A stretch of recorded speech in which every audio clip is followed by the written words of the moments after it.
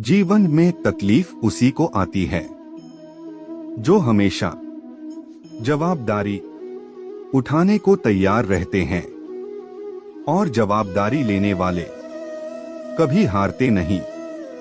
या तो जीतते हैं या फिर सीखते हैं। हिम्मत से हारना, पर हिम्मत मत हारना।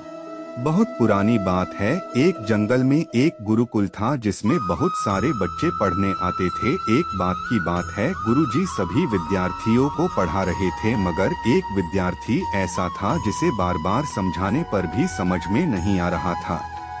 गुरुजी को बहुत तेज से गुस्सा आया और उन्होंने उस विद्यार्थी से कहा, जरा अपनी हथेली तो दिखाओ बेटा। विद्यार्थी ने हथेली गुरुजी के आगे कर दी। हथेली देखकर गुरुजी बोले, बेटा तुम घर चले जाओ, आश्रम में रहकर अपना समय व्यर्थ मत करो, तुम्हारे भाग्य में विद्या नहीं है। शिष्य ने पूछा, क्यों गुरुजी?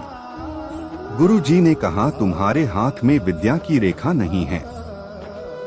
गुरुजी ने एक होशियार विद्यार्थी की हथेली उसे दिखाते हुए कहा, यह देखो, ये है विद्या की रेखा, यह तुम्हारे हाथ में नहीं है, इसलिए तुम समय नष्ट ना करो और घर चले जाओ और वहां अपना कोई और काम देखो। यह सुनने के बाद उस विद्यार्थी ने अपने जेब से एक चाकू निकाला जिसका प्रयोग वह रोज सुबह अपनी दातुन काटने के लिए करता था। उस चाकू से उसने अपनी हाथ में एक गहरी लकीर बना दी। हाथ में खून बहने लगा। तब वह गुरुजी से बोला, मैंने अपने हाथ में विद्या की रेखा बना ली है गुरुजी। यह देखकर गुरुजी द्रवित हो गए और उन्होंने उस विद्यार्थी को गले से लगा लिया।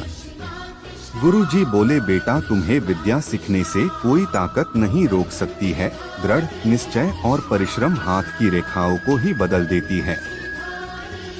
दोस्तों, वह विद्यार्थी आगे चलकर महर्षि पाणिनि के नाम से प्रसिद्ध हुए, जिसने विश्व प्रसिद्ध व्याकरण अष्टाध्यायी की रचना की है। इतनी सदियां बीत जाने के बाद भी आज 2700 वर्षों बाद भी विश्व की किसी भी भाषा में ऐसा उत्कृष्ट और पूर्ण व्याख्या का ग्रंथ अब तक नहीं बना।